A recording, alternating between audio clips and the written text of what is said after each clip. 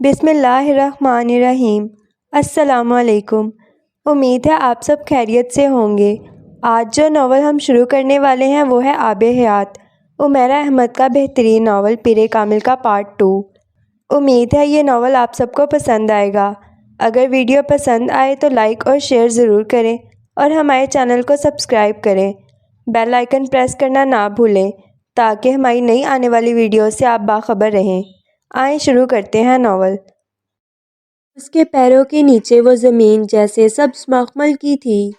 مخمل یا کچھ اور تھا، تا حد نظر زمین پر سبزے کی طرح پھیلا ہوا، درختوں پر اگنے والی پیلی کونپلوں جیسا سبز، اور پھر ایک دم سمندر کے اندر پیدا ہونے والی کائی جیسی رنگت لیے، نمی کے ننھے ننھے قطرے اپنے وجود پر لیے سبزے کی پتیاں معطر ہوا کے جھونکوں سے ہلتی جیسے کسی رقص میں مصروف تھیں۔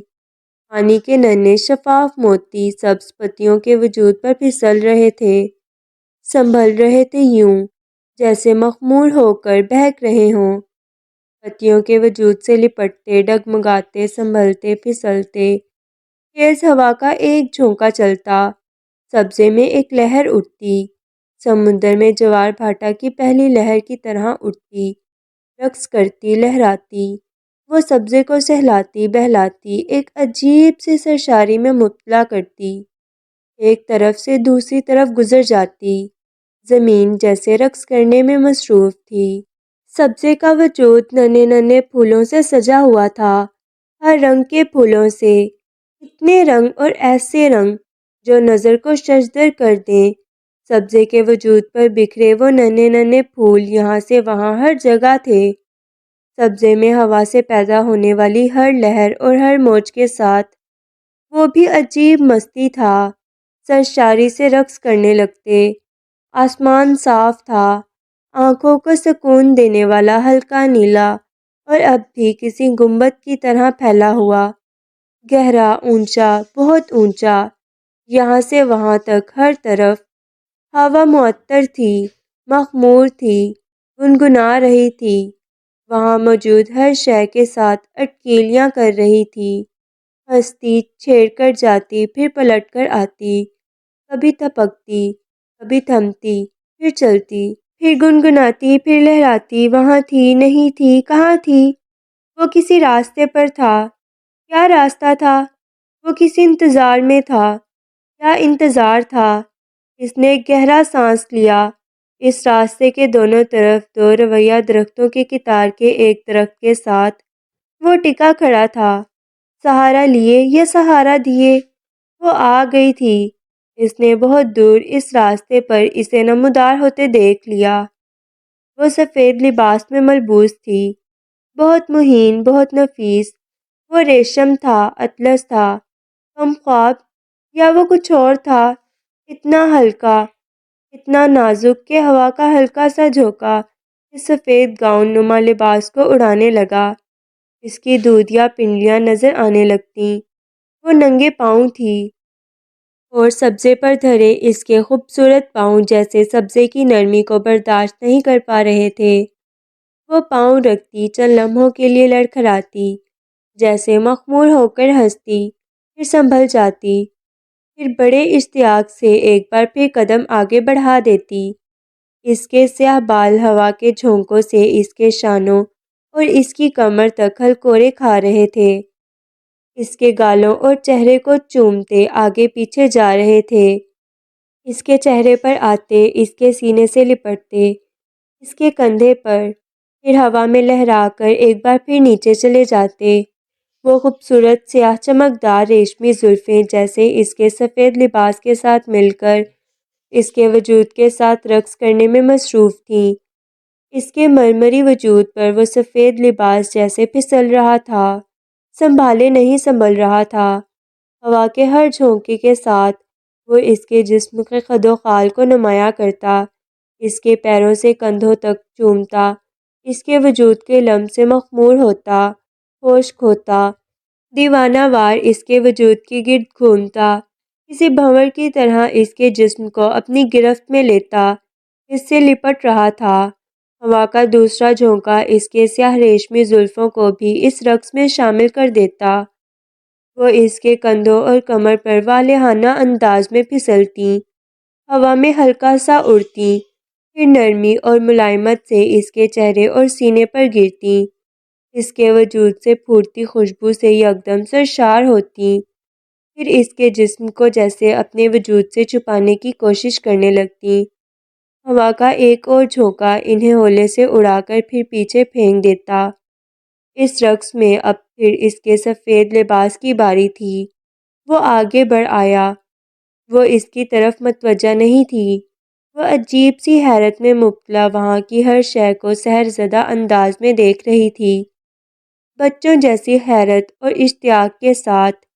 اس راستے پر چلتے چلتے اس نے اسے دیکھ لیا۔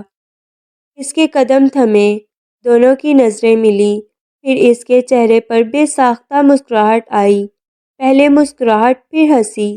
اس نے اسے پہچان لیا تھا۔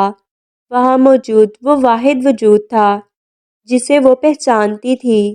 اس نے ہاتھ بڑھایا، وہ اس کا ہاتھ تھام کر اس کے قریب آ گئی۔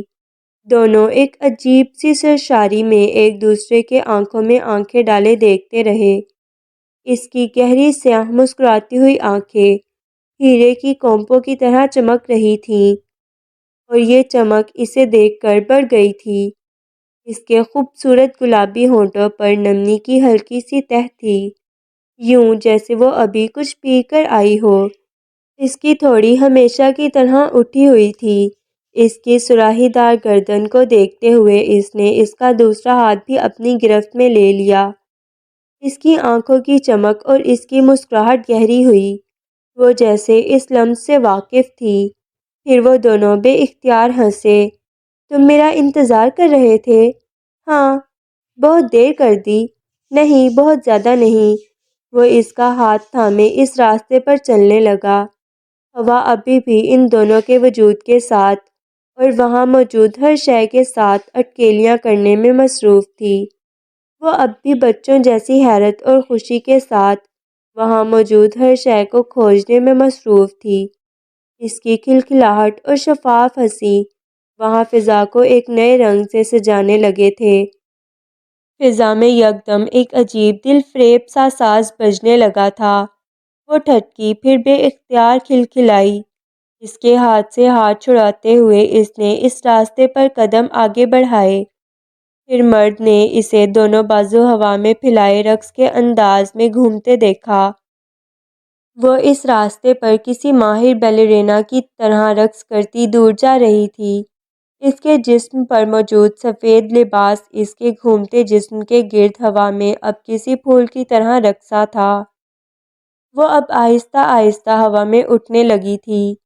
ہوا کے معطر جھونکے بڑی نرمی سے اس سے جیسے اپنے ساتھ لیے جا رہے تھے۔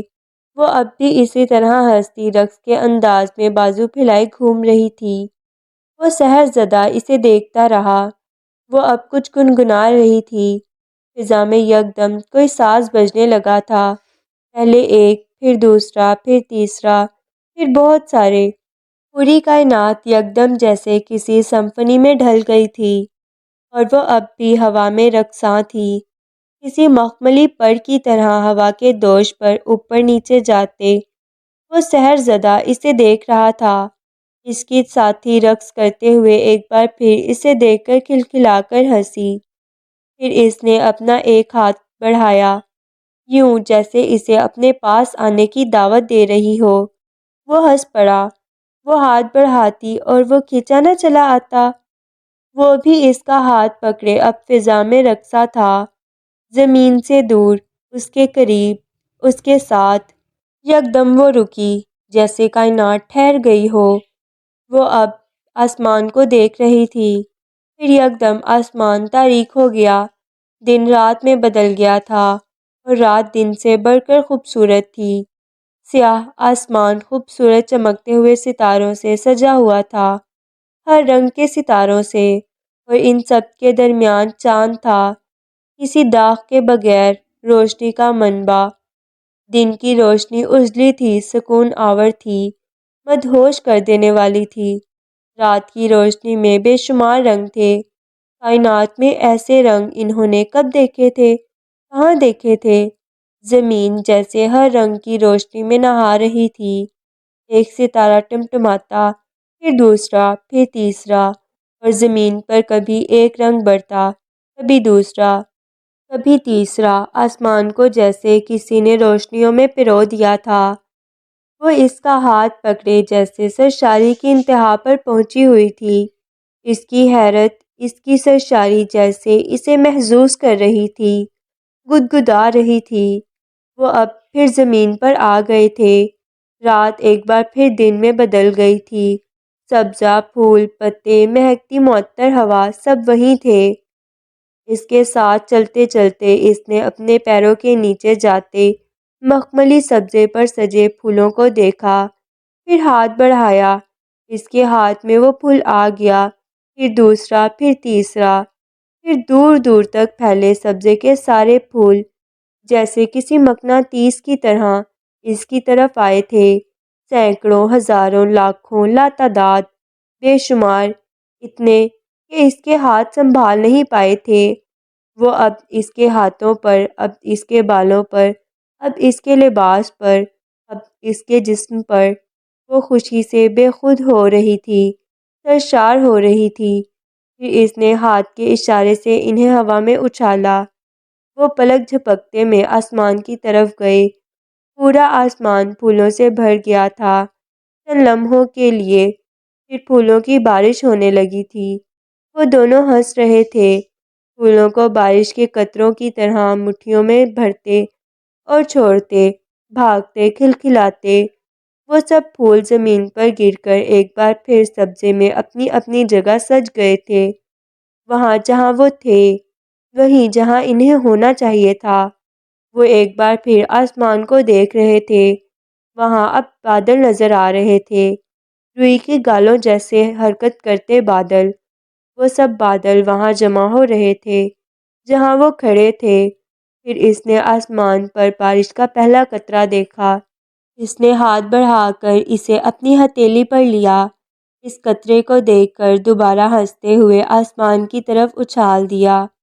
اس بار وہ قطرہ اوپر جا کر اکیلا واپس نہیں آیا تھا، وہ بہت سارے دوسرے قطروں کو ساتھ لے کر آیا تھا، بہت سارے نرم لمس کے گدگدانے والے قطرے۔ بارش برس رہی تھی اور وہ دونوں بچوں کی طرح ہنستے، کھلکھلاتے، پانی کے ان قطروں کو ہاتھوں سے پکڑ کر ایک دوسرے پر اچھال رہے تھے۔ وہ بارش تھی، پانی تھا، مگر وہ قطرے ان کے بالوں، ان کے جسم کو گیلا نہیں کر رہے تھے۔ وہ جیسے شفاف موتیوں کی بارش تھی جو ان کے ہاتھ اور جسم کی ایک جنبش پر ان کے بالوں اور لباس سے الگ ہو کر دور جا گرتے۔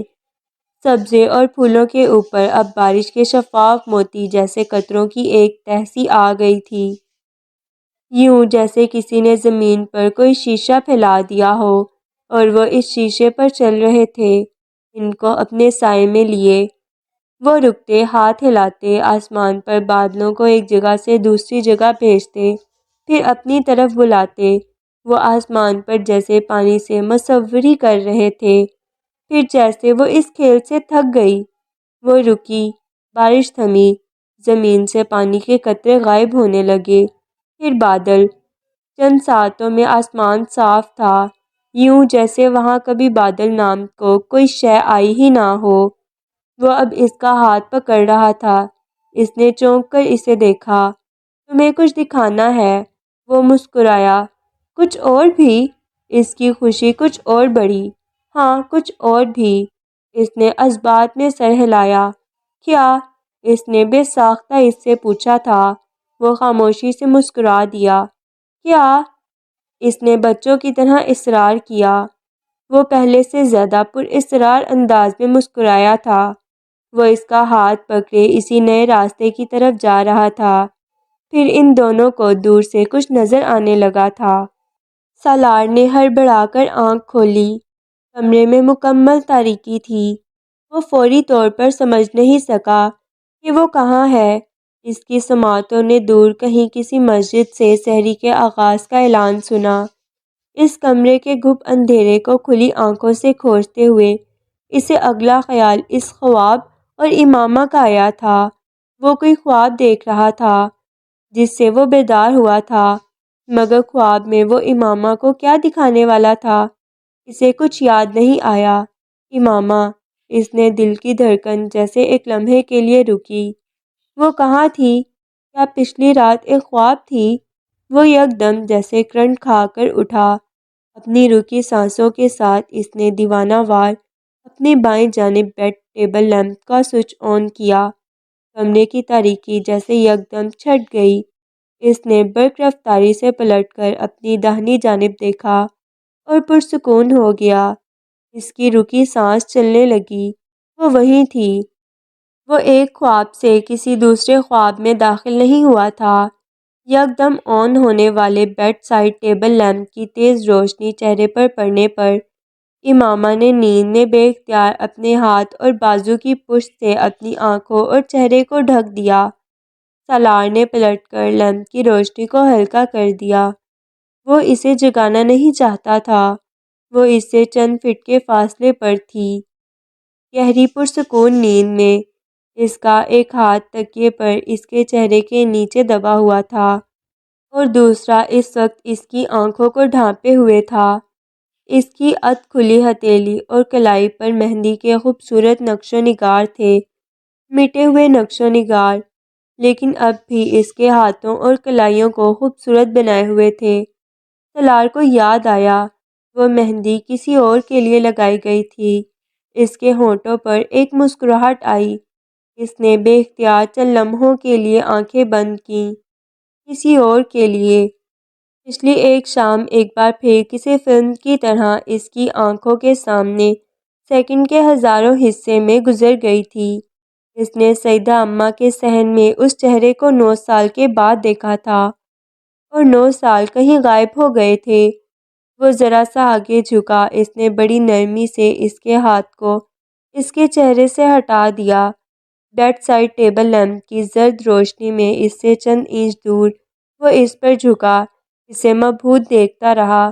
وہ گہرے سانس لیتی جیسے اسے زندگی دے رہی تھی۔ اسے دیکھتے ہوئے وہ جیسے کسی طلسم میں پہنچا ہوا تھا۔ بے حد غیر محسوس انداز میں اس نے امامہ کے چہرے پر آئے کچھ بالوں کو اپنی انگلیوں سے بڑی احتیاط سے ہٹایا۔ میں لائٹ آف کر کے نہیں سو سکتا۔ امامہ نے حیرت سے اسے دیکھا۔ اس نے سالار کو سونے سے پہلے لائٹ آف کرنے کے لیے کہا تھا۔ فوری طور پر امامہ کی سمجھ میں نہیں آیا کہ وہ کیا کہے۔ اگر وہ لائٹ آف کر کے نہیں سو سکتا تھا تو وہ لائٹ آن رکھ کر نہیں سو سکتی تھی، لیکن وہ یہ بات اسے اتنی بے تکلفی سے نہیں کہہ سکتی تھی جتنے اطمینان سے وہ اسے کہہ رہا تھا۔ کیا ہوا؟ الارم سیٹ کر کے سیل فون کو بیڈ سائڈ ٹیبل پر رکھتے ہوئے اسے دیکھ کر ٹھٹکا۔ وہ کمبل لپیٹے اسی طرح بیڈ پر بیٹھی جیسے کچھ سوچ رہی تھی۔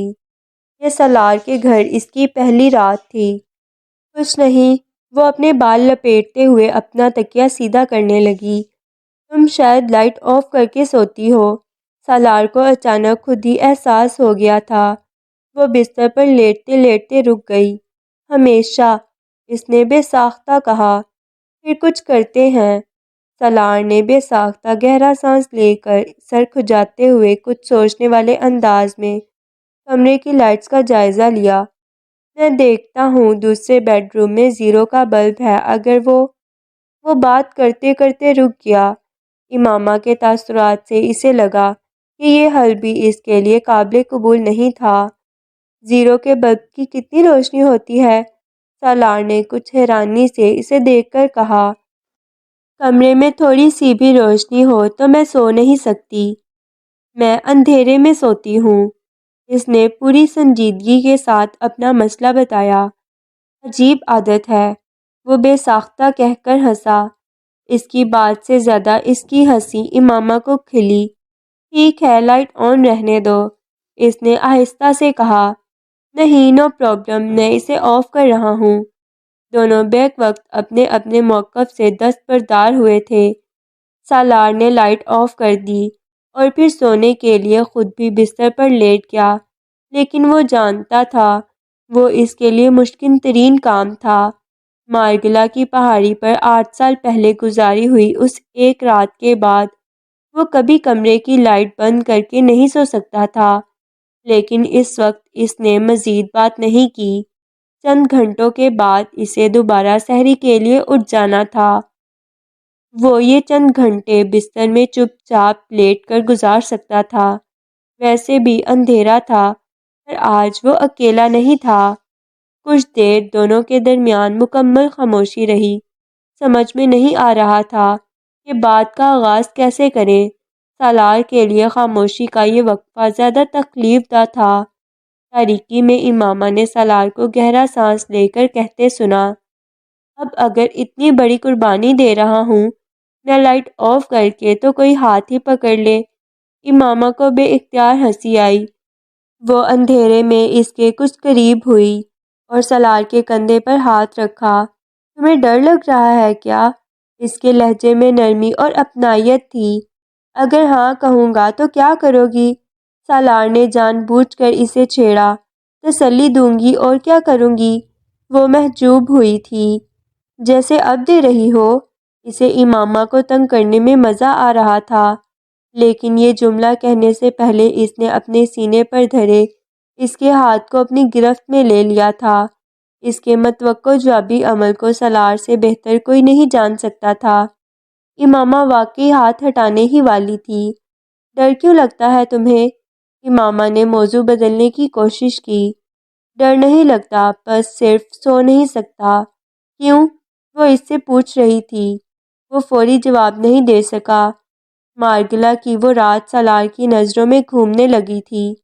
امامہ چند لمحے اس کے جواب کا انتظار کرتی رہی، پھر بولی، بتانا نہیں چاہتے؟ سالار کو حیرانی ہوئی، وہ کیسے اس کا ذہن پڑھ رہی تھی۔ اور ایسا کب سے ہے؟ امامہ نے اپنے سوال کو بدل دیا تھا۔ 8 سال سے، سالار نے جواب دیا۔ وہ مزید کوئی سوال نہیں کر سکی۔ اسے بھی بہت کچھ یاد آنے لگا تھا۔ 8 سال، 8 سال، وہ 8 سال سے اندھیرے سے خوف زدہ تھا، اور وہ 9 سال سے روشنی سے خوف کھاتی پھر رہی تھی، دنیا سے چھپتی پھر رہی تھی۔ اس نے سالار سے پھر کوئی سوال نہیں کیا۔ ایک دوسرے کے وجود میں پیوست کانٹوں کو نکالنے کے لیے ایک رات ناکافی تھی۔ وہ اب اس کے ہاتھ کی پشت کو چوم کر اسے اپنی بند آنکھوں پر رکھ رہا تھا۔ امامہ بے اختیار رنجیدہ ہوئی۔ میں لائٹ آن کر دیتی ہوں، اس نے کہا۔ نہیں، اندھیرا اچھا لگنے لگا ہے مجھے۔ وہ اسی طرح اس کا ہاتھ آنکھوں پر رکھے بڑبڑایا تھا۔ بہت نرمی سے جھک کر اس نے امامہ کے چہرے کو اپنے ہونٹوں سے چھوا۔ وہ اس سے باتیں کرتا کس وقت سویا تھا، اسے اندازہ نہیں ہوا، اور اب وہ جاگا تو اسے حیرت ہو رہی تھی۔ اندھیرے میں سونا اتنا مشکل اور اتنا ہولناک ثابت نہیں ہوا تھا جتنا وہ سمجھتا رہا تھا۔ کمبل کو کچھ اوپر کھینچتے ہوئے اس نے اسے گردن تک ڈھانپ دیا، اور پھر لیمپ آف کرتے ہوئے بڑی احتیاط سے بستر سے اٹھ گیا۔ ڈرائنگ روم کی طرف جاتے جاتے وہ اپنے سیل فون پر لگا الارم آف کر گیا۔ واش روم میں اس نے واش بیسن پر امامہ کے ہاتھ سے اتری کانچ کی کچھ چوڑیاں اور اس کے ایئر رنگز دیکھے۔ اس نے ایئر رنگز اٹھا لیے۔ وہ دیر تک انہیں اپنے ہاتھ کی ہتھیلی پر رکھے دیکھتا رہا۔ وہ بہت خوبصورت تھے، مگر اب پرانے ہو رہے تھے۔ جس وقت وہ نہا کر باہر نکلا، وہ تب بھی گہری نیند میں تھی۔ کمرے کی لائٹ آن کیے بغیر وہ دبے پاؤں بیڈ روم سے باہر آ گیا۔ بہت دور کسی مسجد میں کوئی نعت پڑھ رہا تھا۔ یا محمد، آواز اتنی مدھم تھی کہ سمجھنا مشکل تھا۔ اس نے سیٹنگ ایریا کی لائٹ آن کر دی۔ لائٹ آن کرتے ہی اس کی نظر سینٹر ٹیبل پر پڑے کافی کے 2 مگز پر پڑی۔ وہ دونوں رات کو وہیں بیٹھے کافی پیتے ہوئے باتیں کرتے رہے تھے۔ صوفے پر اس کی اونی شال پڑی تھی، جس میں وہ اپنے پاؤں چھپائے بیٹھی رہی تھی۔ رات ایک بار پھر جیسے کسی خواب کا قصہ لگنے لگی تھی۔ بے یقینی تھی کہ ختم ہونے میں نہیں آ رہی تھی۔ خوش قسمتی تھی کہ اب بھی گمان بنی ہوئی تھی۔ وہ بھول گیا کہ وہ بیڈ روم سے یہاں کیا کرنے آیا تھا۔ چند لمحوں کے لیے وہ واقعی سب کچھ بھول گیا تھا۔ بس وہ تھی اور وہ تھی تو سب کچھ تھا۔ اس کے سیل پر آنے والی فرقان کی کال نے یکدم اسے چونکا دیا تھا۔ کال ریسیو کیے بغیر وہ بیرونی دروازے کی طرف آ گیا۔ وہ اسے سحری دینے آیا تھا۔ اس کی آنکھ الارم کی آواز سے کھلی تھی۔ مدنی آنکھوں کے ساتھ اس نے لیٹے لیٹے بیڈ سائڈ ٹیبل پر پڑے اس الارم کو بند کرنے کی کوشش کی، لیکن الارم کلاک بند ہونے کی بجائے نیچے کارپیٹ پر گر گیا۔ امامہ کی نیند یکدم غائب ہو گئی۔ الارم کی آواز جیسے اس کے اعصاب پر سوار ہونے لگی تھی۔ وہ کچھ جھنجھلا کر اٹھی تھی۔ بیڈ سائڈ ٹیبل لیمپ آن کر کے وہ کمبل سے نکلی اور بے اختیار کپکپائی۔ سردی بہت تھی۔ اس نے کمبل ہٹاتے ہوئے بیڈ کی پائنتی کی طرف اپنی اونی شال ڈھونڈنے کی کوشش کی۔ وہ وہاں نہیں تھی۔ اس نے جھک کر کارپیٹ پر دیکھا۔ اب بھی بج رہا تھا، مگر نظر اب بھی نہیں آ رہا تھا۔ اس کی جھنجھلاہٹ بڑھ گئی تھی۔ تب ہی اس نے اچانک کوئی خیال آنے پر سالار کے بستر کو دیکھا۔ وہ خالی تھا۔ اسے جیسے یکدم یاد آیا کہ وہ کہاں تھی۔ جھنجھلاہٹ یکدم غائب ہوئی تو اور ساتھ ہی الارم کی آواز بھی۔ یہ سحری کا وقت تھا۔ امامہ سالار کے گھر پر تھی اور یہ اس کی نئی زندگی کا پہلا دن تھا۔ وہ دوبارہ اپنے بیڈ پر بیٹھ گئی۔ کمبل کے ایک کونے سے اس نے اپنے کندھے ڈھانپنے کی کوشش کی۔ اس کے جسم کی کپکپاہٹ کچھ کم ہوئی۔ اس نے پہلی بار اپنے بیڈ سائڈ ٹیبل پر پڑی چیزوں کو غور سے دیکھا۔ وہاں رات کو سالار نے گھڑی رکھی تھی، لیکن اب وہاں نہیں تھی۔ ایک چھوٹا رائٹنگ پیڈ اور پین بھی تھا۔ پاس ہی کارڈ لیس فون تھا۔ پانی کی ایک چھوٹی بوتل بھی وہیں تھی اور اس کے پاس اس کا سیل پڑا تھا۔ اسے ایک بار پھر الارم کلاک کا خیال آیا۔ اسے یاد تھا کہ اس نے الارم نہیں لگایا تھا۔ یہ کام سالار کا تھا۔ شاید اس نے اپنے لیے الارم لگایا تھا۔ پھر جیسے اس کے ذہن میں ایک دھماکہ سا ہوا۔ بیڈ کی وہ سائڈ جو رات کو اس نے سونے کے لیے منتخب کی تھی، وہ سالار کا بستر تھا۔ وہ عادتاً دائیں طرف گئی تھی اور سالار اسے روک نہیں سکا۔ وہ کچھ دیر چپ چاپ بیٹھی رہی۔ پھر اس نے بے حد ڈھیلے انداز میں اپنے سیل فون اٹھا کر ٹائم دیکھا اور جیسے کرنٹ کھا کر اس نے کمبل اتار پھینکا۔ سحری ختم ہونے میں صرف 10 منٹ باقی تھے اور سالار وہ الارم یقیناً اسے بیدار کرنے کے لیے لگا کر گیا تھا۔ اسے بے ساختہ غصہ آیا۔ وہ اسے خود بھی جگا سکتا تھا۔ جب تک وہ کپڑے تبدیل کر کے لاؤنج میں گئی، اس کا غصہ غائب ہو چکا تھا۔ کم از کم آج وہ اس سے خوشگوار موڈ میں ہی سامنا چاہتی تھی۔ سیٹنگ ایریا کے ڈائننگ ٹیبل پر سحری کے لیے کھانا رکھا تھا۔ وہ بہت تیزی سے کچن میں کھانے کے برتن لینے گئی تھی، لیکن سنک میں 2 افراد کے استعمال شدہ برتن دیکھ کر اسے جیسے دھچکا لگا تھا۔ وہ کھانا یقیناً فرقان کے گھر سے آیا تھا اور وہ فرقان کے ساتھ ہی کھا چکا تھا۔ اسے خواہ مخواہ خوش فہمی ہوئی تھی کہ آج اس کے گھر میں پہلی سحری تو وہ ضرور اس کے ساتھ کرے گا۔ بوجھل دل کے ساتھ ایک پلیٹ لے کر وہ ڈائننگ ٹیبل پر آ گئی، لیکن چند لقموں سے زیادہ نہیں لے سکی۔ اسے کم از کم آج اس کا انتظار کرنا چاہیے تھا۔ اس کے ساتھ کھانا کھانا چاہیے تھا۔ امامہ کو واقعی بہت رنج ہوا تھا۔ چند لقموں کے بعد ہی وہ بڑی بے دلی سے ٹیبل سے برتن اٹھانے لگی۔ برتن دھوتے دھوتے اذان ہونے لگی تھی جب اسے پہلی بار خیال آیا کہ سالار گھر میں نظر نہیں آ رہا۔ اپنے ہاتھ میں موجود پلیٹ دھوتے دھوتے وہ اسے اسی طرح سنک میں چھوڑ کر باہر آ گئی۔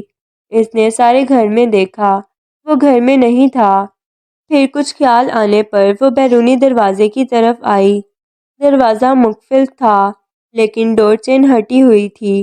وہ یقیناً گھر پر نہیں تھا۔ کہاں تھا؟ اس نے نہیں سوچا تھا۔ اس کی رنجیدگی میں اضافہ ہوا۔ وہ اس کی شادی کے دوسرے دن اسے گھر پر اکیلا چھوڑ کر کتنی بے فکری سے غائب ہو گیا تھا۔ اسے پچھلی رات کی ساری باتیں جھوٹ کا پلندہ لگی تھی۔ واپس کچن میں آ کر وہ کچھ دیر بے حد دل شکستگی کی کیفیت میں سنک پر پڑے برتنوں کو دیکھتی رہی۔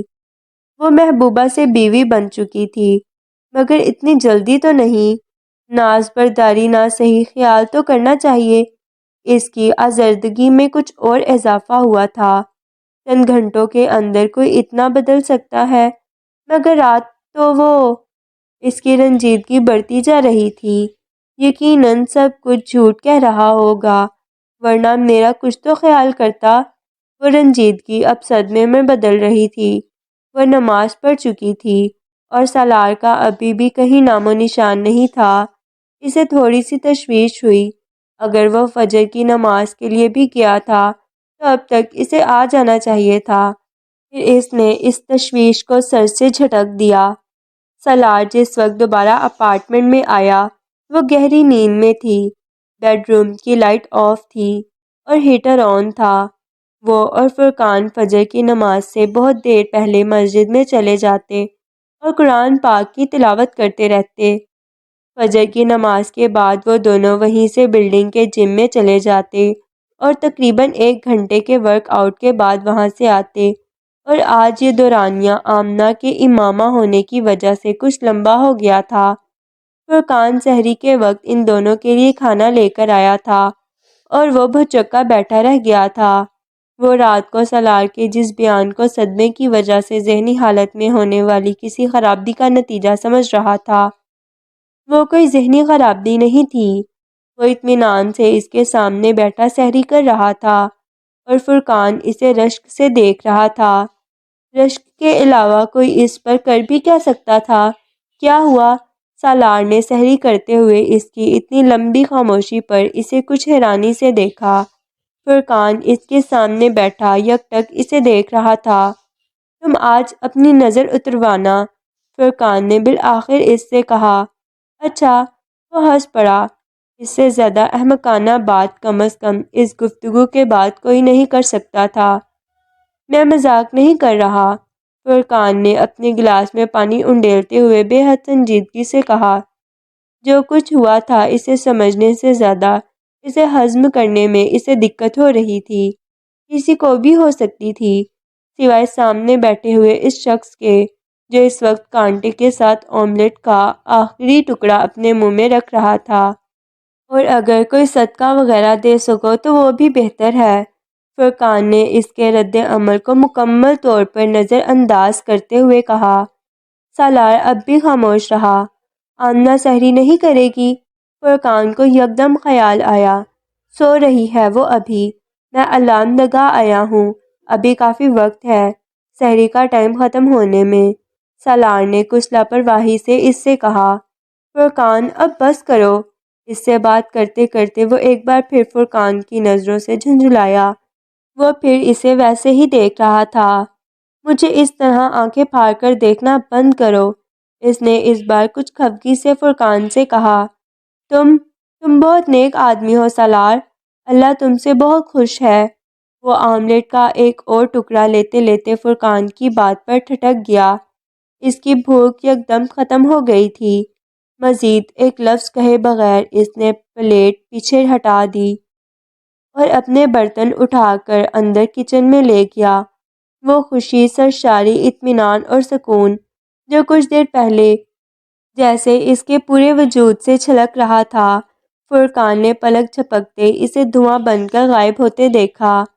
مسجد کی طرف جاتے ہوئے فرقان نے بالآخر اس سے پوچھا تھا، اتنے چپ کیوں ہو گئے ہو؟ وہ اسی طرح خاموشی سے چلتا رہا۔ میری کوئی بات بری لگی ہے؟ وہ اب بھی خاموش رہا۔ مسجد کے دروازے پر اپنے جوگرز اتار کر اندر جانے سے پہلے اس نے فرقان سے کہا، مجھے تم سب کچھ کہہ لینا فرقان، لیکن کبھی نیک آدمی مت کہنا۔ فرقان کچھ بول نہیں سکا۔ سالار مسجد میں داخل ہو گیا۔ امامہ کی آنکھ 11 بجے سیل فون پر آنے والی ایک کال سے کھلی تھی۔ وہ ڈاکٹر سبت علی تھے۔ ان کی آواز سنتے ہی اس کا دل بھر آیا تھا۔ میں نے آپ کو نیند سے جگا دیا؟ وہ معذرت خواہ انداز میں بولے۔ انہوں نے اس کی رندی ہوئی آواز پر غور نہیں کیا تھا۔ نہیں، میں اٹھ گئی تھی، اس نے بستر سے اٹھتے ہوئے جھوٹ بولا۔ وہ اس کا حال احوال پوچھتے رہے۔ وہ بڑے بوجھل دل کے ساتھ تقریباً خالی الذہنی کے عالم میں ہاں میں جواب دیتی رہی۔ چند منٹ اور بات کرنے کے بعد انہوں نے فون بند کر دیا۔ کال ختم کرتے ہوئے اس کی نظر اپنے سیل فون میں چمکتے ہوئے نام پر پڑی تھی۔ وہ چونک اٹھی۔ اسے فوری طور پر یاد نہیں آیا کہ اس نے سالار کا نام اور فون نمبر کب محفوظ کیا تھا۔ یقیناً یہ بھی اسی کا کارنامہ ہوگا۔ اس نے اس کا SMS پڑھنا شروع کیا۔ پلیز جاگنے کے بعد مجھے میسج کرنا، مجھے ضروری بات کرنا ہے۔ اسے نہ جانے کیوں اس کا میسج پڑھ کر غصہ آیا۔ بڑی جلدی یاد آ گئی ہے۔ وہ میسج کا ٹائم چیک کرتے ہوئے بڑبڑائی۔ وہ شاید 10:50 پر آیا تھا۔ اگر آفس جاتے ہوئے اسے میں یاد نہیں آئی تو آفس میں بیٹھ کر کیسے آ سکتی ہوں؟ وہ اس وقت اس سے جی بھر کر بدگمان ہو رہی تھی اور شاید ٹھیک ہی ہو رہی تھی۔ وہ پچھلی رات کے لیے چیف گیسٹ تھی اور اگلی صبح وہ اس کے ساتھ بن بلائے مہمان جیسا سلوک کر رہا تھا۔ کم از کم امامہ اس وقت یہی محسوس کر رہی تھی۔ وہ اس وقت وہ باتیں سوچ رہی تھی جو سالار کے وہم و گمان میں بھی نہیں تھیں۔ وہ کچھ عجیب انداز میں خود ترسی کا شکار ہو رہی تھی۔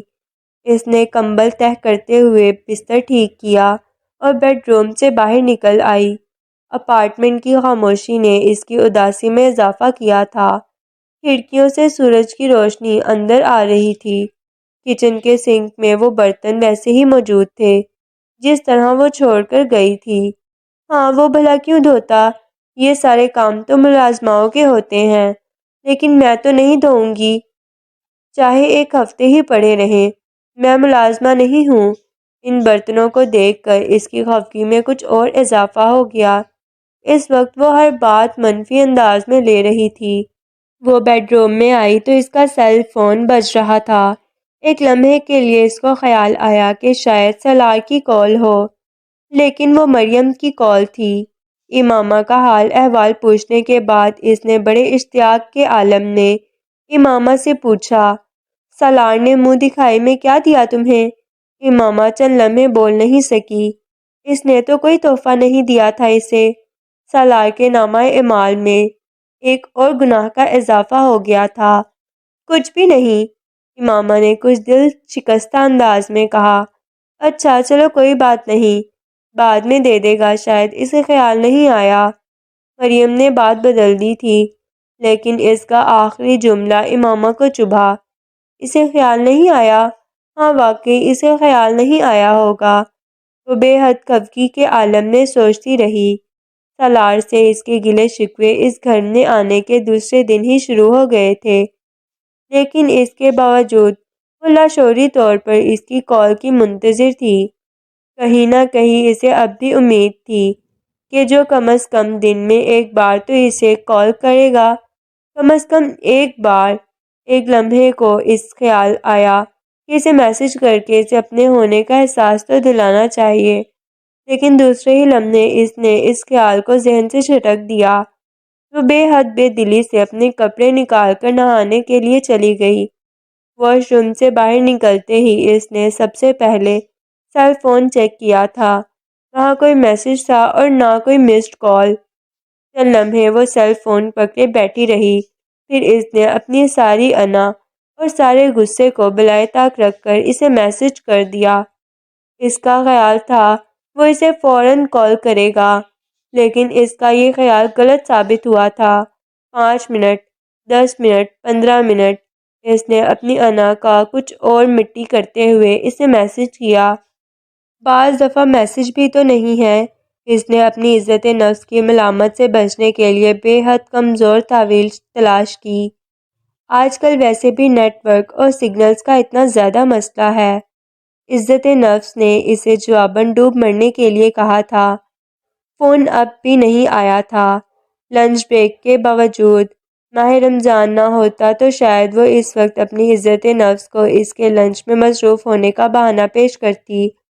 اب وہ واقعی ناخوش تھی، بلکہ ناخوش سے بھی زیادہ۔ اب اس کا دل رونے کو چاہ رہا تھا۔ کچھ دیر بعد اس نے سالار کے سیل پر کال کی۔ 2 بیلز کے بعد کال کسی لڑکی نے ریسیو کی۔ ایک لمحے کے لیے امامہ کی سمجھ میں نہیں آیا۔ وہ سالار کے بجائے کسی لڑکی کی آواز کی توقع نہیں کر رہی تھی۔ میں آپ کی کیا ہیلپ کر سکتی ہوں میم؟ لڑکی نے بڑی شائستگی کے ساتھ اس سے پوچھا۔ مجھے سالار سے بات کرنی ہے۔ اس نے کچھ تذبذب سے کہا۔ سالار سکندر صاحب تو ایک میٹنگ میں ہیں۔ اگر آپ کوئی کلائنٹ ہیں اور آپ کو بینک سے متعلقہ کوئی کام ہے تو میں آپ کی مدد کر سکتی ہوں، یا آپ میسج چھوڑ دیں ان کے لیے۔ میٹنگ میں بریک آئے گی تو میں انفارم کر دوں گی، اس لڑکی نے بے حد پروفیشنل انداز میں کہا۔ امامہ خاموش رہی۔ ہیلو مس امامہ، اس لڑکی نے یقیناً سالار کے سیل پر اس کی آئی ڈی پڑھ کر اس کا نام لیا تھا۔ وہ اب اسے متوجہ کر رہی تھی۔ میں بعد میں کال کر لوں گی۔ اس نے بے دلی کے ساتھ فون بند کر دیا۔ تو وہ میٹنگ میں ہے اور اس کا سیل تک اس کے پاس نہیں، اور مجھے کہہ رہا تھا کہ میں جاگنے کے بعد اسے انفارم کروں۔ اس لیے وہ دل برداشتہ ہو گئی تھی۔ ارے بیٹا، میں تو کب سے تمہارے فون کے انتظار میں بیٹھی ہوں۔ تمہیں اب یاد آئی سیدہ اماں کی؟ سیدہ اماں نے اس کی آواز سنتے ہی گلہ کیا۔ اس نے جواباً بے حد کمزور بہانے پیش کیے۔ سیدہ اماں نے اس کی وضاحتوں پر غور نہیں کیا۔ سالار ٹھیک تو ہے نا تمہارے ساتھ؟ انہوں نے اس سوال کے مضمرات کا اس صورتحال میں سوچے بغیر پوچھا، اور امامہ کے صبر کا جیسے پیمانہ لبریز ہو گیا تھا۔ وہ یکدم پھوٹ پھوٹ کر رونے لگی تھی۔ سیدہ اماں بری طرح گھبرا گئی تھیں۔ کیا ہوا بیٹا؟ ارے اس طرح کیوں رو رہی ہو؟ میرا تو دل گھبرانے لگا ہے۔ کیا ہو گیا آمنہ؟ سیدہ اماں کو جیسے ٹھنڈے پسینے آنے لگے تھے۔ سالار نے کچھ کہہ دیا ہے کیا؟ سیدہ اماں کو سب سے پہلا خیال یہی آیا تھا۔ مجھے اس سے شادی نہیں کرنی چاہیے تھی، امامہ نے ان کے سوالوں کا جواب دیے بغیر کہا۔ سیدہ اماں کی آواز باختگی میں اضافہ ہوا۔ میں نے کہا بھی تھا آپ سے۔ وہ روتی جا رہی تھی۔ کیا وہ اپنی پہلی بیوی کی باتیں کرتا رہا ہے تم سے؟ سیدہ اماں کے سالار کے حوالے سے واحد خدشے کے بے اختیار ذکر کیا۔ پہلی بیوی؟ امامہ نے روتے روتے کچھ حیرانی سے سوچا، لیکن سالار کے لیے اس وقت اس کے دل میں اتنا غصہ بھرا ہوا تھا کہ اس نے بلا سوچے سمجھے سیدہ اماں کے خدشے کی تصدیق کی تھی۔ جی، اس نے روتے ہوئے جواب دیا۔ سیدہ اماں کے سینے پر جیسے گھونسا لگا۔ یہ خدشہ تو نہیں تھا، لیکن ان کا خیال تھا کہ اپنے گھر لے جاتے ہی پہلے دن تو وہ کم از کم اپنی اس کئی سال پرانی منقوہہ کا ذکر نہیں کرے گا۔ امامہ کو سالار پر کیا غصہ آنا تھا جو سیدہ اماں کو آیا تھا۔ انہیں یکدم پچھتاوا ہوا تھا۔ واقعی کیا ضرورت تھی یوں راہ چلتے کسی بھی 2 ٹکے کے آدمی کو پکڑ کر یوں اس کی شادی کر دینے کی؟ انہوں نے پچھتاتے ہوئے سوچا۔ تم فکر نہ کرو، میں خود ضبط علی بھائی سے بات کروں گی، سیدہ اماں نے بے حد غصے میں کہا۔ کوئی فائدہ نہیں اماں، بس میری قسمت ہی خراب ہے۔ سیدہ اماں کے پاس آنے والی عورتوں کے منہ سے کئی بار سنا ہوا گھسا پٹا جملہ کس طرح اس کی زبان پر آ گیا اس کا اندازہ امامہ کو نہیں ہوا، لیکن اس جملے نے سیدہ اماں کے دل پر جیسے آری چلا دی۔ ارے کیوں قسمت خراب ہے؟ کوئی ضرورت نہیں ہے وہاں رہنے کی، تم ابھی آ جاؤ اس کے گھر سے۔ ارے میری معصوم بچی پر اتنا ظلم، ہم نے کوئی جہنم میں تھوڑی پھینکا ہے تمہیں۔ امامہ کو ان کی باتوں پر اور رونا آیا۔ خود ترسی کا اگر کوئی ماؤنٹ ایورسٹ ہوتا تو وہ اس وقت اس کی چوٹی پر جھنڈا گاڑ کر بیٹھی ہوتی۔ بس تم ابھی رکشہ لو اور میری طرف آ جاؤ، کوئی ضرورت نہیں ہے ادھر بیٹھے رہنے کی، سیدہ اماں نے 2 ٹوک الفاظ میں کہا۔ یہ گفتگو مزید جاری رہتی تو شاید امامہ بغیر سوچے سمجھے روتے ہوئے اسی طرح وہاں سے چل بھی پڑتی۔ وہ اس وقت کچھ اتنی ہی جذباتی ہو رہی تھی، لیکن سالار کے ستاروں کی گردش اس دن صرف چند لمحوں کے لیے اچھی ثابت ہوئی۔ سیدہ اماں سے بات کرتے کرتے کال کٹ گئی تھی، اس کا کریڈٹ ختم ہو گیا تھا۔ امامہ نے لینڈ لائن سے کال کرنے کی کوشش کی، لیکن کال نہیں ملی۔ شاید سیدہ اماں نے فون کا ریسیور کریڈل پر ٹھیک سے نہیں رکھا تھا۔ وہ بری طرح جھنجھلائی۔ سیدہ اماں سے بات کرتے ہوئے وہ اتنی دیر میں پہلی بار بہت اچھا محسوس کر رہی تھی، یوں جیسے کسی نے اس کے دل کا بوجھ ہلکا کر دیا ہو۔ اسے اس وقت کسی متعصب جانبداری کی ضرورت تھی، انہوں نے اسے وہی دی تھی۔ ان سے بات کرتے ہوئے روانی اور فراوانی سے بہنے والے آنسو اب یکدم خشک ہو گئے تھے۔ وہاں سے 10 میل کے فاصلے پر اپنے بینک کے بورڈ روم میں بیٹھی ایویلیویشن ٹیم کو دی جانے والی پریزنٹیشن کے اختتامیہ سوال و جواب کے session per credibility and trust factors کے متعلقہ کسی سوال کے جواب میں بولتے ہوئے سالار کو اندازہ بھی نہیں تھا کہ اس کے گھر پر موجود اس کی 1 دن کی بیوی اور 9 سالہ محبوبہ گھر پر بیٹھی اس کی ساکھ اور نام کا تیا پانچا کرنے میں مصروف تھی، جس کو اس وقت اس وضاحت کی اس ایویلیویشن ٹیم سے زیادہ ضرورت تھی۔ سونا ہو گیا، رونا بھی ہو گیا، اب اور کیا رہ گیا تھا؟ امامہ نے ٹیشو پیپر سے آنکھیں اور ناک رگڑتے ہوئے بالآخر ریسیور رکھتے ہوئے سوچا۔ اسے کچن کے سنک میں پڑے برتنوں کا خیال آیا۔ بڑی نیم دلی سے وہ کچن میں گئی اور ان برتنوں کو دھونے لگی۔ وہ شام کے لیے اپنے کپڑے نکالنے کے لیے ایک بار پھر بیڈ روم میں آ گئی اور تب ہی اس نے اپنا سیل فون بجتے سنا۔ جب تک وہ فون کے پاس پہنچی فون بند ہو چکا تھا۔ وہ سالار تھا اور اس کے سیل پر یہ اس کی چوتھی مسڈ کال تھی۔ وہ سیل ہاتھ میں لیے اس کی اگلی کال کا انتظار کرنے لگی۔ کال کی بجائے اس کا میسج آیا۔ وہ اسے اپنے پروگرام میں تبدیلی کے بارے میں بتا رہا تھا کہ ڈاکٹر سبت علی کا ڈرائیور 1 گھنٹے تک اسے وہاں سے ڈاکٹر صاحب کے گھر لے جائے گا اور وہ افطاری کے بعد آفس سے سیدھا ڈاکٹر صاحب کے گھر آنے والا تھا۔ چند لمحوں کے لیے اس کا دل چاہا وہ فون کو دیوار پر دے مارے، لیکن وہ اس کا اپنا فون تھا، سالار کو کیا فرق پڑتا؟ وہ اس سے رات کو اتنا لمبا چوڑا اظہار محبت نہ کرتا تو وہ آج اس سے توقعات کا یہ انبار لگا نہ بیٹھی ہوتی۔ لیکن سالار کے ہر جملے پر اس نے لاشعوری طور پر پچھلی رات اپنے دامن کے ساتھ ایک گرہ باندھ لی تھی اور گرہوں سے بڑھا وہ دامن اب اسے بری طرح تنگ کرنے لگا تھا۔ ڈاکٹر سبت علی گھر پر نہیں تھے۔ آنٹی کلثوم نے بڑی گرم جوشی کے ساتھ اس کا استقبال کیا اور وہ بھی جس حد تک مصنوعی جوش و خروش اور اطمینان کا مظاہرہ کر سکتی تھی کرتی رہی۔ آنٹی کے منع کرنے کے باوجود وہ ان کے ساتھ مل کر افطار اور ڈنر کی تیاری کرواتی رہی۔ ڈاکٹر سبت علی افطار سے کچھ دیر پہلے آئے تھے اور انہوں نے امامہ کی سنجیدگی نوٹ کی تھی، مگر اس کی سنجیدگی کا تعلق سالار سے نہیں جوڑا تھا۔ وہ جوڑ بھی کیسے سکتے تھے؟ سالار افطاری کے تقریباً آدھے گھنٹے بعد آیا تھا اور امامہ سے پہلی نظر ملتے ہی سالار کو اندازہ ہو گیا تھا کہ سب کچھ ٹھیک نہیں ہے۔ وہ اس کی خیر مقدمی مسکراہٹ کے جواب میں مسکرائی تھی، نہ ہی اس نے ڈاکٹر سبت علی اور ان کی بیوی کی طرح گرم جوشی سے اس کے سلام کا جواب دیا تھا۔ وہ بس نظریں چرا کر لاؤنج سے اٹھ کر کچن میں چلی گئی تھی۔ ایک لمحے کے لیے سالار کو لگا کہ شاید اسے غلط فہمی ہوئی ہے۔ آخر وہ اس سے کس بات پر ناراض ہو سکتی ہے؟ وہ ڈاکٹر سبت علی کے پاس بیٹھا ان سے باتیں کرتا ہوا اپنے ذہن میں پچھلے 24 گھنٹوں کے واقعات کو دہراتا اور کوئی ایسی بات ڈھونڈنے کی کوشش کرتا رہا جو امامہ کو خفا کر سکتی تھی۔ اسے ایسی کوئی بات یاد نہیں آئی۔ ان کے درمیان آخری گفتگو رات کو ہوئی تھی۔ وہ اس کے بازو پر سر رکھتے باتیں کرتے ہوئے سوئی تھی۔ خفا ہوتی تو وہ الجھ رہا تھا۔ کم از کم میں نے ایسا کچھ نہیں کیا جو اسے برا لگا ہو۔ شاید یہاں کوئی ایسی بات ہوئی ہو، سالار نے خود کو بری الزامہ قرار دیتے ہوئے سوچا۔ لیکن یہاں کیا بات ہوئی ہوگی؟ شاید میں کچھ ضرورت سے زیادہ حساس ہو کر سوچ رہا ہوں۔ غلط فہمی بھی تو ہو سکتی ہے مجھے۔ وہ اب خود کو تسلی دے رہا تھا، لیکن اس کی چھٹی حس اسے اب بھی اشارہ دے رہی تھی۔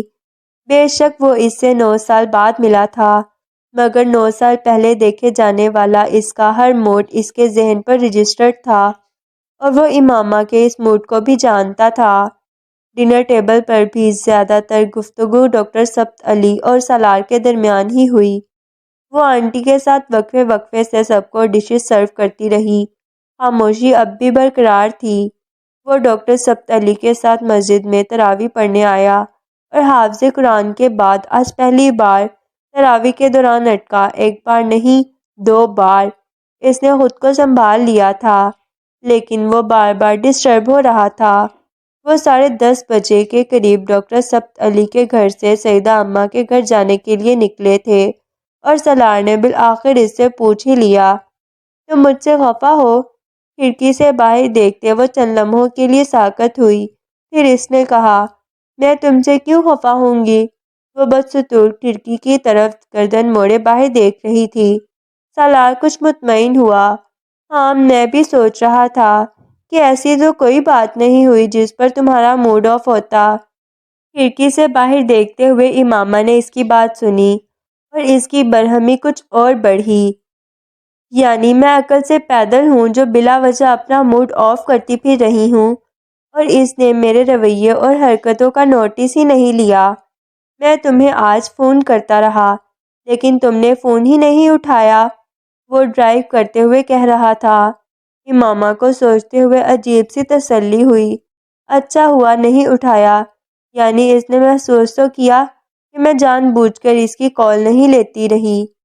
پھر میں نے گھر کے نمبر پر فون کیا، وہ بھی انگیج تھا۔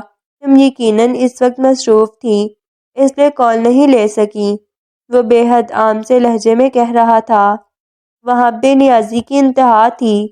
امامہ کے رنج میں اضافہ ہوا، پھر اسے یاد آیا کہ اس نے فون کا بیلنس ختم ہو چکا تھا۔ مجھے اپنے فون کے لیے کارڈ خریدنا ہے، سالار نے اسے ایک دم کہتے سنا۔ وہ اپنا ہینڈ بیگ کھولے اس میں سے کچھ نکال رہی تھی، اور جو چیز اس نے نکال کر سالار کو پیش کی تھی اس نے چند لمحوں کے لیے سالار کو ساکت کر دیا تھا۔ وہ 1000 روپے کا ایک نوٹ تھا۔ وہ اس کے تاثرات سے بے خبر اب ونڈ اسکرین سے باہر کسی ایسی شاپ کو ڈھونڈنے کی کوشش کر رہی تھی جہاں پر وہ کارڈز دستیاب ہوتے۔ سالار نے اپنی طرف بڑھے ہوئے اس کے ہاتھ کو پیچھے کرتے ہوئے کہا، واپسی پر لیتے ہیں اور اس کی ضرورت نہیں ہے۔ امامہ نے چونک کر اسے دیکھا۔ تمہیں آنکھیں بند کر کے اپنا سیل فون تھما دیا تھا جب تم میری کچھ نہیں تھیں، تو اب کیا پیسے لوں گا تم سے؟ گاڑی میں کچھ عجیب سی خاموشی در آئی تھی۔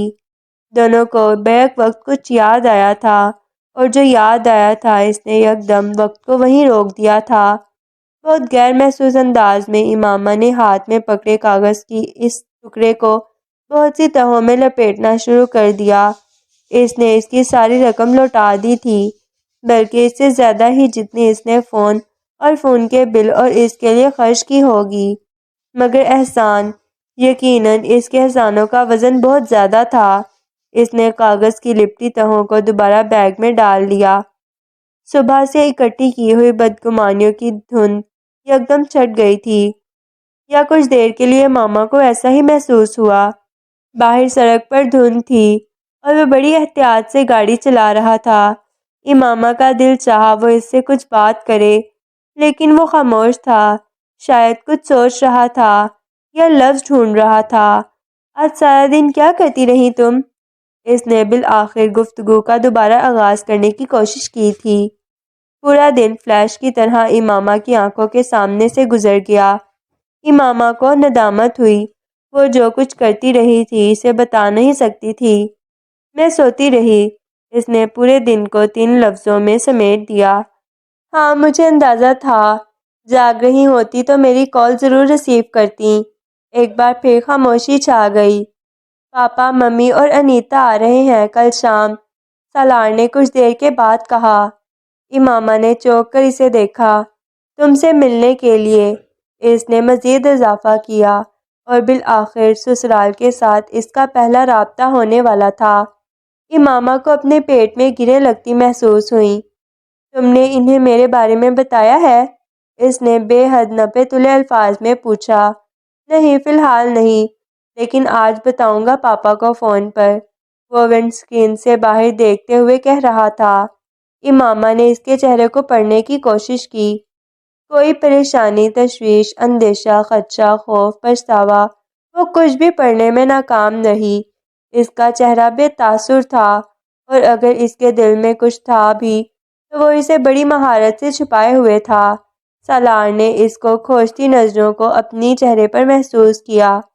اس نے امامہ کی طرف دیکھا اور مسکرایا۔ امامہ نے بے اختیار نظریں ہٹائیں۔ انیتا کی فلائٹ 5:30 بجے اور پاپا کی 7 بجے ہے۔ میں کل بینک سے جلدی ایئرپورٹ چلا جاؤں گا، پھر ممی اور پاپا کو لے کر میرا خیال ہے 9 یا 9:30 بجے تک گھر پہنچوں گا۔ یہ تم نے کیا پہنا ہوا ہے؟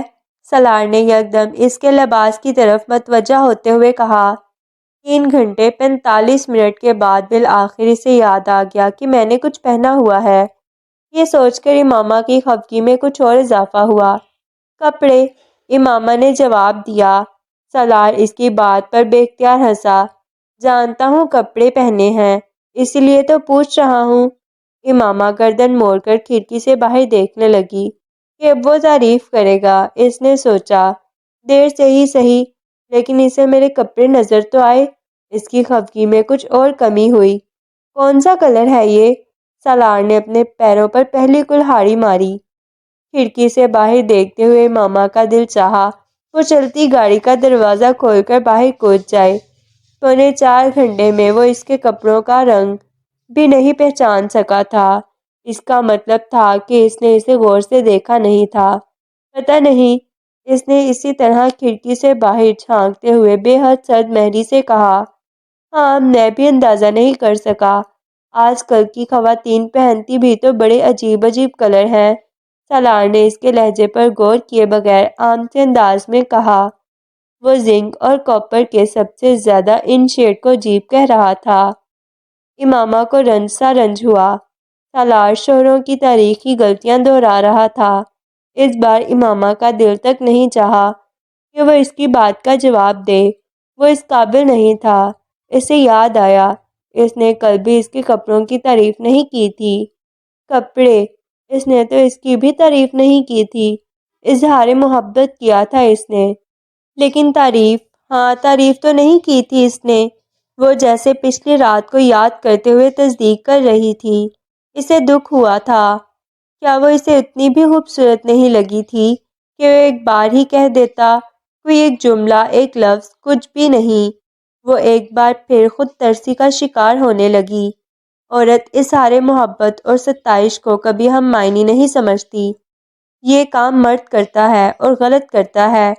ڈرائیونگ کرتے ہوئے سالار کو اندازہ نہیں ہوا کہ گفتگو کے لیے موضوعات کی تلاش میں ادھر ادھر کی باتیں کرتے اس نے کس قدر سنگین موضوع کو چھیڑ دیا تھا۔ وہ بڑے اطمینان سے جیسے ایک بارودی سرنگ کے اوپر پاؤں رکھ کر کھڑا ہو گیا تھا جو اس کے پاؤں اٹھاتے ہی پھٹ جاتی۔ سیدہ اماں کی گلی میں گاڑی پارک کرنے کے بعد سالار نے ایک بار پھر امامہ کے موڈ میں تبدیلی محسوس کی۔ اس نے ایک بار پھر اسے اپنا وہم گردانا۔ ابھی کچھ دیر پہلے ڈاکٹر سبت علی کے گھر پر بھی غلط فہمی کا شکار رہا۔ آخر ہو کیا گیا ہے مجھے؟ وہ بھلا کیوں صرف 24 گھنٹے میں مجھ سے ناراض ہوتی پھرے گی؟ اس نے اطمینان سے سوچا۔ سیدہ اماں دروازہ کھولتے ہی امامہ سے لپٹ گئی تھیں۔ چند لمحوں بعد وہ آنسو بہا رہی تھیں۔ سالار جذب بزب ہوا۔ آخر اتنے عرصے سے وہ اکٹھی رہ رہی تھیں۔ یقیناً وہ دونوں ایک دوسرے کو مس کر رہی ہوں گی۔ اس نے بالآخر خود کو سمجھایا۔ سیدہ اماں نے سالار کے سلام کا جواب دیا، نہ ہی ہمیشہ کی طرح اسے گلے لگا کر پیار کیا۔ انہوں نے امامہ کو گلے لگایا، اسے لپٹ کر آنسو بہائے اور پھر اسے لے کر اندر چلی گئیں۔ وہ ہکا بکا دروازے میں ہی کھڑا رہ گیا تھا۔ انہیں کیا ہوا؟ وہ پہلی بار بری طرح کھٹکا تھا۔ اپنے احساس کو وہم سمجھ کر جھٹکنے کی کوشش اس بار کامیاب نہیں ہوئی۔ کچھ غلط تھا، مگر کیا؟ وہ کچھ دیر وہیں کھڑا رہا، پھر اس نے پلٹ کر بیرونی دروازہ بند کیا اور اندر چلا آیا۔ وہ دونوں کچھ باتیں کر رہی تھیں۔ اسے دیکھ کر یکدم چپ ہو گئیں۔ سالار نے امامہ کو اپنے آنسو پونچھتے دیکھا۔ وہ ایک بار پھر ڈسٹرب ہوا۔ میں چائے لے کر آتی ہوں۔ بادام اور گاجر کا حلوہ بنایا ہے آج میں نے۔ سیدہ اماں یہ کہتے ہوئے کھڑی ہوئیں۔ سالار نے بے اختیار انہیں ٹوکا۔ سیدہ اماں، کسی چیز کی ضرورت نہیں ہے۔ ہم لوگ کھانا کھا کر آئے ہیں اور چائے بھی پی لی ہے۔ صرف آپ سے ملنے کے لیے آئے ہیں۔ وہ کہتے کہتے رک گیا۔ اسے احساس ہوا کہ وہ پیشکش سرے سے اسے کی ہی نہیں گئی تھی۔ سیدہ اماں مکمل طور پر امامہ کی طرف متوجہ تھیں اور امامہ اسے کچھ کھانے پینے میں متعامل نظر نہیں آئی۔ میں کھاؤں گی اور میں آپ کے ساتھ چلتی ہوں۔ آپ کس طرح اٹھائیں گی برتن؟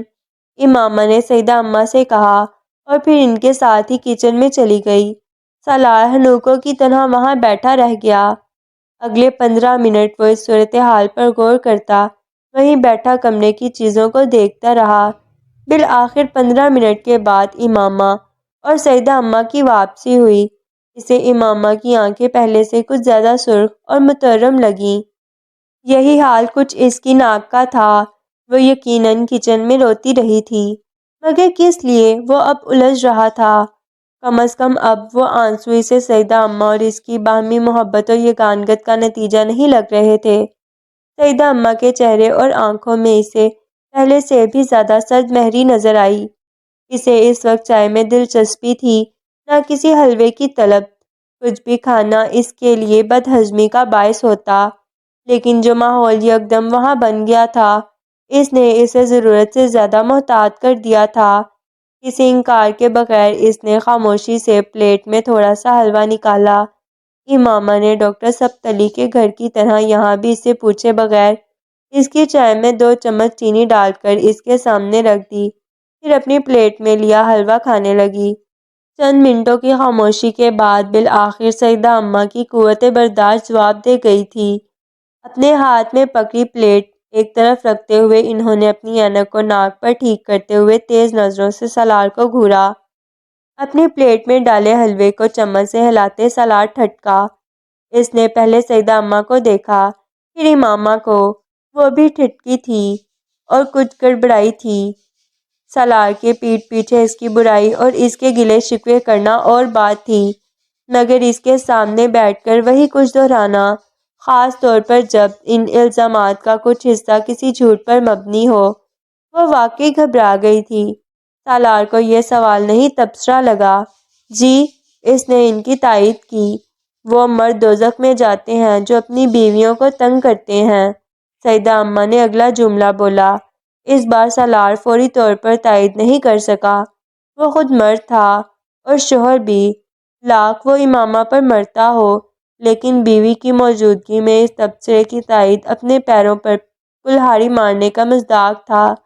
وہ شادی کے دوسرے ہی دن اتنی فرما برداری نہیں دکھا سکتا تھا جس پر وہ بعد میں ساری عمر پچھتاتا۔ اس بار کچھ کہنے کی بجائے اس نے چائے کا کپ ہونٹوں سے لگا لیا۔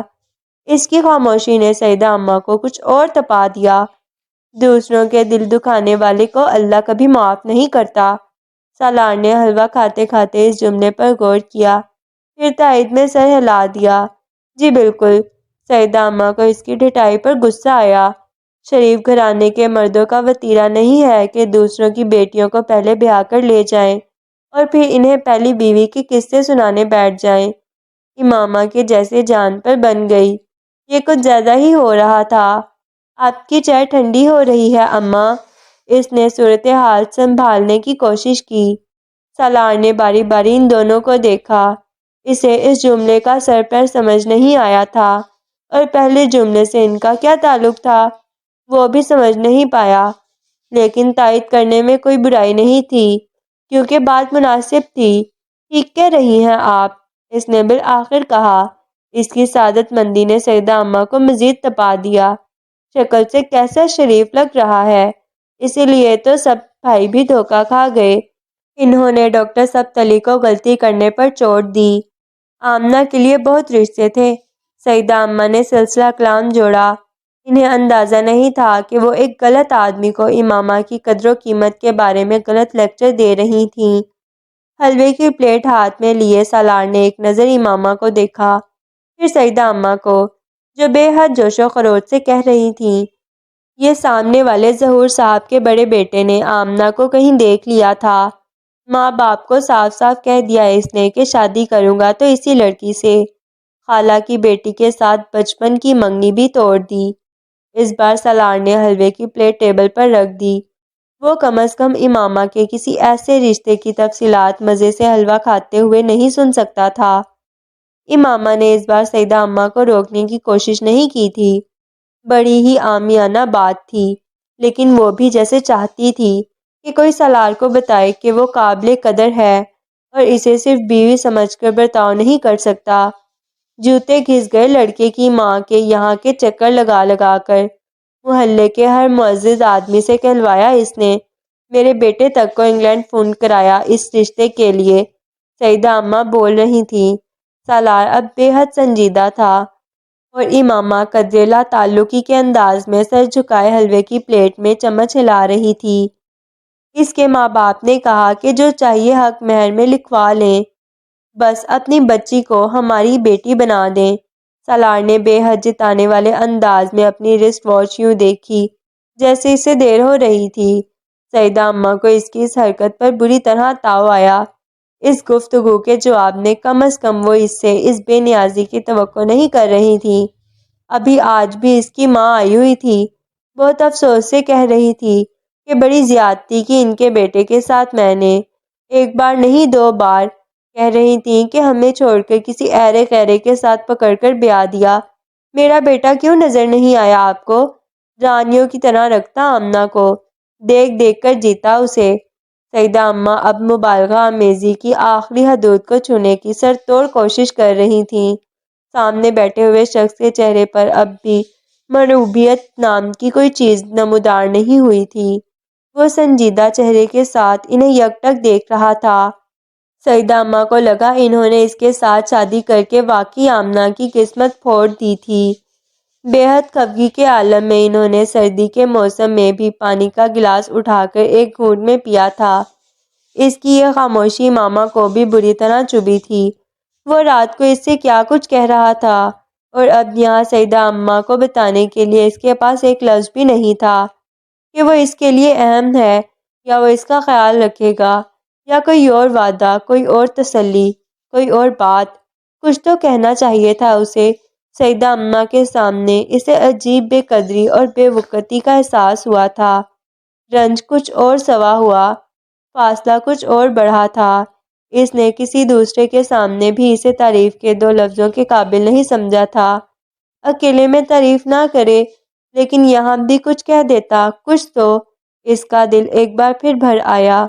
وہ یہ نہیں چاہتی تھی کہ سالار اس سے روایتی شوہروں والا رویہ رکھے، لیکن خود وہ اس سے روایتی بیوی والی ساری توقعات لیے بیٹھی تھی۔ بہت دیر ہو گئی، میرا خیال ہے ہمیں اب چلنا چاہیے۔ مجھے صبح آفس جانا ہے۔ آج کل کام کچھ زیادہ ہے۔ سالار کا پیمانہ صبر لبریز ہو گیا تھا۔ اس نے بڑے تحمل کے ساتھ سیدہ اماں سے کہا اور پھر اٹھ کر کھڑا ہو گیا۔ وہ اب امامہ کے کھڑے ہونے کا منتظر تھا، لیکن امامہ نے ٹیبل پر رکھے برتن اٹھا کر ٹرے میں رکھتے ہوئے اسے دیکھے بغیر بڑی سرد مہری کے ساتھ کہا، میں آج یہیں رہوں گی سیدہ اماں کے پاس۔ سالار چند لمحوں کے لیے بھوچکا رہ گیا۔ اس نے پچھلے کئی گھنٹوں میں ایک بار بھی ایسا کوئی ارادہ ظاہر نہیں کیا تھا کہ وہ سیدہ اماں کے پاس رات گزارنے کا ارادہ رکھتی ہے، اور اب یکدم بیٹھے بٹھائے یہ فیصلہ، ہاں بالکل یہیں چھوڑ جاؤ اسے۔ سیدہ اماں نے فوری تائید کی۔ امامہ اس کے انتظار کی منتظر تھی۔ ٹھیک ہے، یہ رہنا چاہتی ہیں تو مجھے کوئی اعتراض نہیں، سالار نے بڑی سہولت سے کہا۔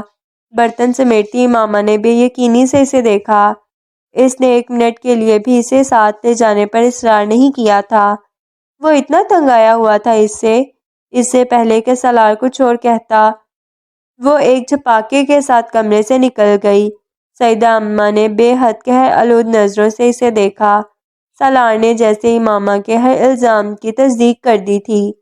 سالار کو امامہ کے یوں جانے کی وجہ سمجھ میں نہ آئی، نہ سیدہ اماں کی ان ملامتی نظروں کا مفہوم سمجھ سکا۔ وہ گفتگو جتنی اپ سیٹ کرنے والی تھی، اتنا ہی امامہ کا یکدم کیا جانے والا یہ اعلان تھا کہ وہ آج وہیں رہے گی۔